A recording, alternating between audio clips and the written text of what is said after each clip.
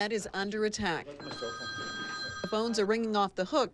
For 48 hours, the website hosting company has been attacked by a DDoS virus, or distributed denial of service. What's called a botnet, or a large collection of home PCs, servers in offices and whatnot that have been infected by a certain kind of virus. Think of it like 1,000 little streams of water all heading towards the same destination. As they get closer, they merge into bigger streams and bigger streams.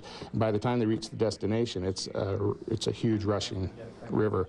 The cyber attacker sends thousands of emails and floods a particular site. WikiLeaks, Visa, MasterCard, PlayStation, and Amazon have all suffered similar attacks. But why was a small website run through IslandNet the latest victim?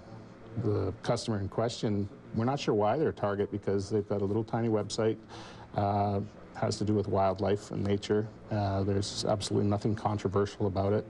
The cyber baddie's been very good at hiding where the attack is coming from. Yesterday, at one point, it looked like it was coming from a server in New Jersey. A little later, it looked like it was coming from a server in Ohio. With the help of Bell Media, IslandNet's bandwidth provider, full service was restored by noon. The backlog of emails were kept in a holding pattern and resent once IslandNet was up and running. Thrifty Foods is an IslandNet customer. Their online shopping service was not affected, but their main website was spotty on the busiest day of the week. Well, Wednesday is the day that our flyer breaks. So obviously we see a pretty decent increase in traffic to thriftyfoods.com.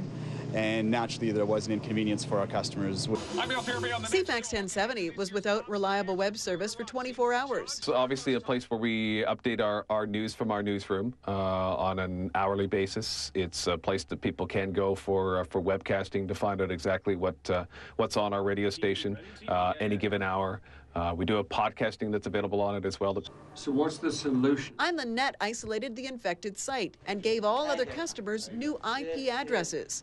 Morley was awake 27 hours straight and even manually changed some IP addresses. Customers were also showing up in person at the Langford office looking for cyber help. Because as you know, this is my busy season. Morley says IslandNet clients who are still having trouble should reboot their computers. Mary Beth joins us now live with more. MB, at first glance, IslandNet seems like a small operation to be the target of such a complex attack.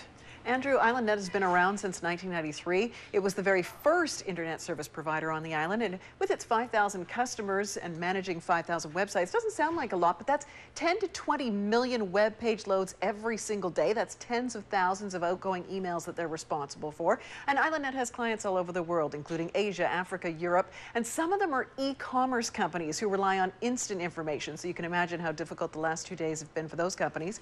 Now, along with changing the IP addresses, IslandNet is using a data scrubbing service. It's run through our parent company, Bell Media. They're hoping the virus blocking service will make it more difficult for another DDoS virus to clog up their system, or for that matter, any other cyber attacker to come in and cripple the company. You can tell by the owner, it's been a stressful couple of days. Well, hopefully they're successful. Thanks, MB.